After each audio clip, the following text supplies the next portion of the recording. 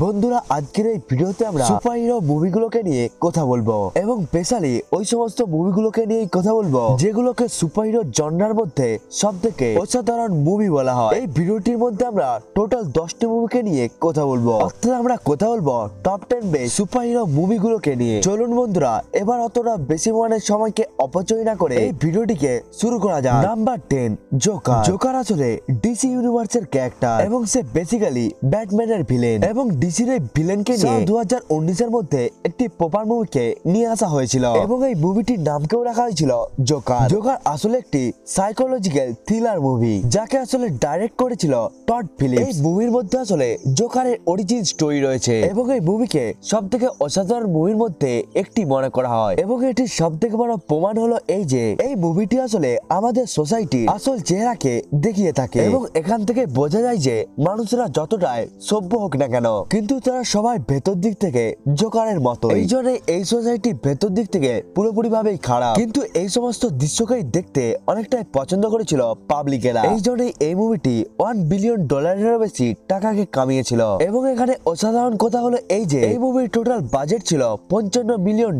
এর সাথে সাথে সাল 2019 এর এই জোকার মুভি লোকেরা এতটা বেশি পরিমাণে পছন্দ করেছিল যার ফলে এই মুভিটি 9th highest movie. Number 9 Captain America civil war. Captain America civil war মুভিটি ক্যাপ্টেন আমেরিকা ফ্র্যাঞ্চাইজের তৃতীয় এবং মার্ভেল সিনেমাটিক ইউনিভার্সের 13তম মুভি। এই মুভিটি রিলিজ হয়েছিল সাল 2016 মধ্যে এবং এই মুভিকে সবথেকে অসাধারণ মুভির মধ্যে একটি এই জন্যই মনে করা হয় কারণ এই মুভিটি সেই সমস্ত শুরুর মুভিগুলোর মধ্যে একজন যেখানে আমরা সুপারহিরো ভার্সেস সুপার ভিলেন নয় বরং আমরা সুপারহিরো ভার্সেস সুপারহিরো লড়াইকে দেখতে পেয়েছিলাম। এই মুভিটির আসার আগে পর্যন্ত মার্ভেল খুবই ভালোভাবে ক্যাপ্টেন আমেরিকা এবং আয়রন ম্যানকে সেট করে নিয়েছিল এবং এখানে আমাদেরকে বলা হয়েছিল এই দুটো সুপারহিরো আসলে সবসময় সঠিক কাজকেই করে থাকে, কিন্তু কাহিনীর মধ্যে টুইস্ট তখন এসে যায় যখন ক্যাপ্টেন আমেরিকা সিভিল ওয়ার মুভির মধ্যে এই দুটো সুপারহিরোকেই একে অপরের বিরুদ্ধে করে দেওয়া হয়েছিল। এই জায়গার মধ্যে যে কোনো ফ্যানদের এই কথাটা বলা অনেকটাই মুশকিল হবে যে ওই জায়গার মধ্যে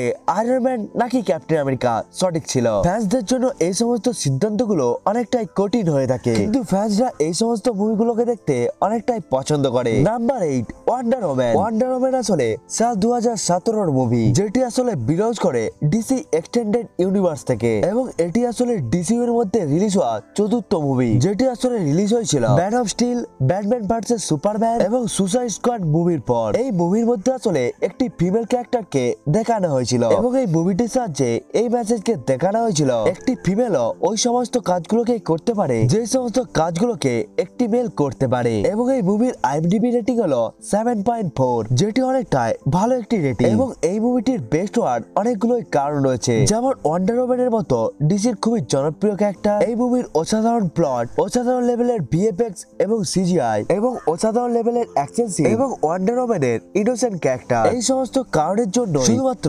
$250 মিলিয়ন পরিবর্তে এই মুভিটি $822 মিলিয়ন কামিয়ে নিয়েছিল এবং ওই সময়ের মধ্যে এই মুভিটিকে একটি ম্যাসিভ হিট বলা হয়েছিল। Number 7 the dark night rises. The dark night rises আসলে ক্রিস্টিয়ান বেলের মুভি যেটিকে ডাইরেক্ট করেছিল ক্রিস্টোফার নোলান এবং এই মুভিটি আসলে এই ট্রিলজি থার্ড অর্থাৎ শেষ movie. The dark night rises release হয়েছিল সাল 2012 মধ্যে এবং এই মুভিটি আসলে কেন বেস্ট সেটি দুটো কারণকে আমি আগেই বলে দিয়েছি, যার মধ্যে প্রথম কারণ হলো এই মুভির অ্যাক্টর ক্রিস্টিয়ান বেল এবং দ্বিতীয়ত মুভির ডাইরেক্টর ক্রিস্টোফার নোলান। ক্রিস্টোফার নোলানের মুভি কতটা অসাধারণ হয়ে থাকে এটিকে তো আমরা সবাই জানি এবং এর সাথে সাথে আমরা এটিকেও জানি যে ক্রিস্টিয়ান বেল আসলে কতটা অসাধারণ ক্যারেক্টার এবং সে আসলে যে ক্যারেক্টারটিকেই প্লে করে থাকে সেই ক্যারেক্টারের মধ্যে সে পুরোপুরি ভাবে জীবন দিয়ে দেয়। এসব ছাড়াও এই মুভিটি অনেকটাই অসাধারণ, সেটি এই মুভির স্টোরির কথা হোক অথবা ফাইট সিনের কথা হোক অথবা মুভির ভিলেন বেনেরই কথা হোক না কেন, বেনের ক্যারেক্টারকে আসলে প্লে করেছিল টম হার্ডি এবং এই মুভির আইএমডিবি রেটিং হলো 8.4 যেটি আসলে অনেকটাই অসাধারণ একটি রেটিং এবং এই মুভি যদি টোটাল কালেকশনের সম্বন্ধে কথা বলা হয় তাহলে এই মুভিটি ওই সময়ের মধ্যে $1 বিলিয়ন কামিয়ে নিয়েছিল। Number 6 Spiderman no way home. এটি আসলে এমসিইউর স্পাইডারম্যানের তৃতীয় মুভি এবং এই মুভিটিও আসলে সবথেকে অসাধারণ সুপারহিরো মুভিগুলোর মধ্যে একটি। এবং এটির কারণ হলো ওই মুভিগুলোর মধ্যে থাকা সমস্ত স্পাইডারম্যান এবং তাদের সমস্ত ভিলেন, এবং ওই সমস্ত ভিলেনদের মধ্যে ছিল green Goblin, doctor octopus, Lizaad, electro, sandman এবং এর সাথে সাথে ভেনম। কিন্তু ওই ভেনমটি আসলে কোন রকম স্পাইডারম্যানের ভিলেন ছিল না, কিন্তু হাফ হাইব্রিডের জন্য ওই ভেনমটি আসলে স্পাইডারম্যানের ভিলেন ছিল। এবং স্পাইডারম্যান নো ওয়ে হোমই সেই মুভিটি ছিল যেখানে তিনটি স্পাইডারম্যানকে একটি বড় পর্দার মধ্যে দেখানো হয়েছিল। এবং এই সমস্ত স্পাইডারম্যান গুলো ছিল টবি ম্যাগুয়ারের স্পাইডারম্যান, অ্যান্ড্রু গারফিল্ডের স্পাইডারম্যান এবং মার্ভেল সিনেমাটিক ইউনিভার্সের টম হল্যান্ডের স্পাইডারম্যান। এই মুভিটির আসলে সমস্ত কিছুই পারফেক্ট ছিল। সেটি এই মুভিটির রাইটিং এর কথা হোক, মুভির অসাধারণ ডাইরেকশনের কথা হোক, এই সমস্ত অ্যাক্টরদের অসাধারণ অ্যাক্টিং এর, অথবা এদের মধ্যে ক্যারেক্টার ডেভেলপিং এর, এবং এর সাথে সাথে এই মুভিটি স্যাটিসফ্যাকশন এন্ডিং এ, এই সমস্ত কিছুই আসলে পুরোপুরি ভাবে পারফেক্ট ছিল। স্পাইডারম্যান নো ওয়ে হোম মুভিটি আসলে সবথেকে বেস্ট সুপারহিরো মুভিগুলোর মধ্যে একটি হওয়ার সাথে সাথে বরং এই মুভিটি সাল 2021 আসা সবথেকে বেশি পরিমাণে আয় করা মুভিতেও পরিবর্তন হয়ে গিয়েছিল।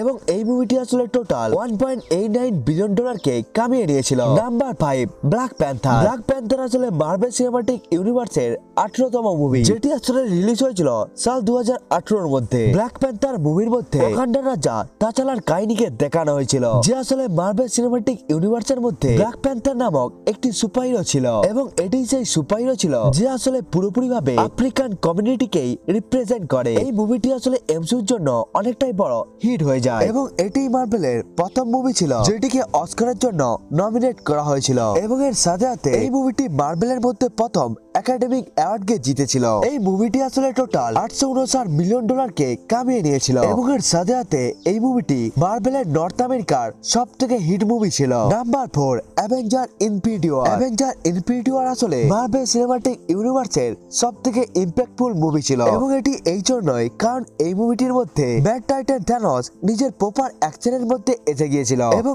এরপরে সে এক এক করে সমস্ত ইনফিনিটি স্টোনকে জড়ো করে নিয়ে সমস্ত সুপারহিরোর সামনে অর্ধেক ইউনিভার্সকে দুলোতে পরিবর্তন করে দিয়েছিল। এই জন্য এই মুভিটিকে দেখার পর অনেক ফ্যান্সরা আসলে এটিকে মনে করছিল যে সমস্ত জিনিসগুলো আসলে থ্যানোসের জন্য শেষ হয়ে গিয়েছিল সেগুলো আসলে ভবিষ্যতের মধ্যে কখনো ফেরত আসবে নাকি আসবে না। এবং এর সাথে সাথে এই মুভিটি এই জন্য অনেকটাই অসাধারণ কারণ এই মুভিটি মার্ভেলের অন্যান্য মুভিগুলোর থেকে অনেকটাই আলাদা ছিল। কারণ আমরা আগের দুটো অ্যাভেঞ্জার মুভির মধ্যে এটিকে দেখতে পেয়েছিলাম অ্যাভেঞ্জার্সদের সামনে যতই বড় বিপদ এসে যাক না কেন, এবং ওই সমস্ত ভিলেন গুলো সুপারহিরো গুলোকে যতটাই ইনজার্ড করে দিক না কেন, কিন্তু সব শেষে সুপারহিরো গুলো একসাথে আসে এবং তারা সমস্ত বিপদের সাথে লড়াই করে ওই ভিলেনকেও হারিয়ে দেয়। কিন্তু অ্যাভেঞ্জার ইনফিনিটি ওয়ারের মধ্যে এই পুরো কাহিনী আলাদা ছিল, এবং যারা আসলে চিন্তা করছিল সুপারহিরোরা আসলে এই মুভির মধ্যেই থ্যানোসকে হারিয়ে দিবে, তাদেরকেও এই মুভিটি একেবারে ভুল প্রমাণ করে দেয়। এবং এই মুভিটির আইএমডিবি রেটিং হলো 8.4, এবং এই মুভিটি আসলে আয় করার দিকে $2 বিলিয়ন বেশি টাকাকে কামিয়ে নিয়েছিল। Number 3, Zack Snyder Justice League. Zack স্নাইডারের জাস্টিস লিগ ডিসি ইউনিভার্সের সবথেকে অসাধারণ মুভির মধ্যে একটি বলা হয়, এবং এই মুভিটিকে নিয়ে এটি বলা হয় এটি আসলে একটি মুভি নয়, বরং এটি একটি সুপারহিরো জনরার মাস্টারপিস মুভি। কারণ এই মুভিটি নিজের সমস্ত অ্যাসপেক্টের দিকে অনেকটাই অসাধারণ, সেটি এই মুভির ক্যারেক্টার বা ক্যারেক্টার ডেভেলপমেন্ট হোক, অ্যাক্টরদের অ্যাক্টিং এর হোক, অথবা অসাধারণ লেভেলের ভিজনারি কথা হোক না কেন। এসব ছাড়াও এই মুভিটির মধ্যে খুবই শক্তিশালী একটি ভিলেনও ছিল, যেগুলোর দিকে মুভির ডাইরেক্টর জ্যাক স্নাইডার অনেকটাই বেশি পরিমাণে ফোকাসও করেছিল। এই জন্য আমাদের মতো ফ্যান্সরা এর মধ্যে এফেক্ট কেও দেখতে পেয়েছিলাম। এই মুভিটির যদি টোটাল কালেকশনের সম্বন্ধে কথা বলা হয় তাহলে এই মুভিটি টোটাল $657 মিলিয়ন আয় করে নিয়েছিল। এই অ্যামাউন্টটিকে হয়তো আপনাদের অনেকটাই কম মনে হতে পারে, কিন্তু বেসিক্যালি এইটি এই জন্যই হয়েছিল কারণ ডিসি ইউনিভার্স এর আগে জাস্টিস লিগ কে রিলিজ করে দিয়েছিল, এবং আগের ওই জাস্টিস লিগ মুভিটির জন্যই এই মুভিটির আর্নিং এ অনেকটাই ড্রপ এসেছিল। Number 2, Avengers Endgame. Avengers Endgame হলো মার্ভেল সিনেমাটিক ইউনিভার্স এখনো পর্যন্ত দেখানো সবথেকে বড় মুভি, যেটি আসলে আয় করার দিকেও মার্ভেলকে সবথেকে বেশি পরিমাণের টাকাকে আয় করিয়ে দিয়েছিল। সাল 2012 মধ্যে যখন দ্য অ্যাভেঞ্জার মুভিটি এসেছিল তখন মার্ভেল ফ্যান্সরা এটিকে মনে করতে থাকে এমসিইউ হয়তো এর থেকে বেশি আর কিছুকে দেখাতে পারবে না, কারণ তাদের হিসাবে দ্য অ্যাভেঞ্জার মুভির মধ্যে দেখানো সুপার হিরোদের অ্যাসেম্বল সব থেকে বেস্ট ছিল এবং তারা মনে করছিল এমসিইউর মধ্যে এর থেকে বড় সুপার হিরো অ্যাসেম্বল আর হয়তো কখনোই হবে না। কিন্তু ওই সমস্ত ফ্যান্স গুলো তখন অনেকটাই অবাক হয়ে যায় যখন সাল 2019 এর মধ্যে অ্যাভেঞ্জার এন্ড গেম এসেছিল, কারণ ফ্যান্সরা যখন এই মুভির মধ্যে অনেকগুলো সুপার হিরোকে একসাথে দেখতে পায় এবং যখন লাস্ট ফাইটের মধ্যে ক্যাপ্টেন আমেরিকা অ্যাভেঞ্জার অ্যাসেম্বল বলেছিল তখন ওটিকে দেখে বেশিরভাগ ফ্যান্সরাই দাঁড়িয়ে পড়েছিল। অ্যাভেঞ্জার্স এন্ড গেমের মধ্যে অনেকগুলো এমন সিন ছিল যেগুলোকে দেখে ফ্যান্সরা অনেকটাই অবাক হয়ে গিয়েছিল। সেটি অ্যাভেঞ্জারের টাইম ট্রাভেলের কোথাও অথবা ক্যাপ্টেন আমেরিকা ভার্সেস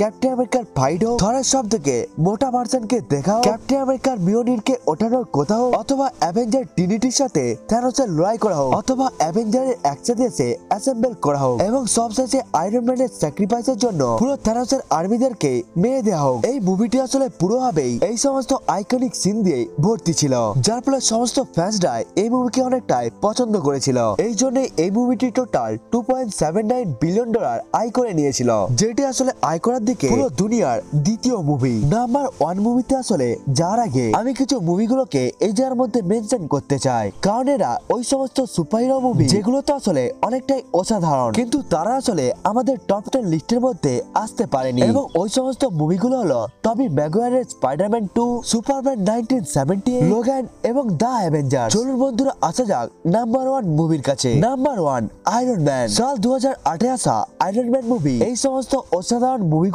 আসার বেস। আয়রন ম্যান যেটি আসলে মার্ভেল সিনেমাটিক ইউনিভার্সের প্রথম মুভি ছিল, সেটি যদি বক্স অফিসের মধ্যে হিট না হতো তাহলে মার্ভেল আগে আর কোনো মুভিকে রিলিজ করতো না। আয়রন ম্যান মুভিটি আসলে সত্যি একটি মাস্টারপিস এবং সব থেকে অসাধারণ কথা হলো এই যে এই পুরো মুভিকে বানানোর জন্য কোন রকম স্ক্রিপ্টকে বানানোই হয়নি, অর্থাৎ এই মুভিকে কোন রকম স্ক্রিপ্টকে ছাড়াই বানানো হয়েছিল। কিন্তু এরপরেও আসলে এই মুভিটি কতটা অসাধারণ ছিল সেটিকে তো আমরা সবাই জানি। এই মুভির জনপ্রিয় হওয়ার সব থেকে বড় কারণ হলো RDJ অর্থাৎ রবার্ট ডাউনি জুনিয়র, যে আসলে এই মুভির মধ্যে টনি স্টার্ক অর্থাৎ আয়রন ম্যানের রোলকে প্লে করেছিল এবং সে এই মুভির মধ্যে অসাধারণ অ্যাক্টিং এর সাহায্যে সে পুরো দুনিয়াকেই আয়রন ম্যানের ফ্যান বানিয়ে দিয়েছিল। এবং এই মুভিটির IMDb রেটিং হলো 7.9 এবং এই মুভিটি আসলে ওই সময়ের মধ্যে $579 মিলিয়ন কে আয় করে নিয়েছিল, যেটি আসলে ওই সময়ের হিসাবে অনেকটাই বেশি ছিল। একটি নতুন ক্যারেক্টারের জন্য এবং নতুন একটি ফ্র্যাঞ্চাইজের জন্য এবং নতুন একটি সিনেমাটিক ইউনিভার্সের জন্য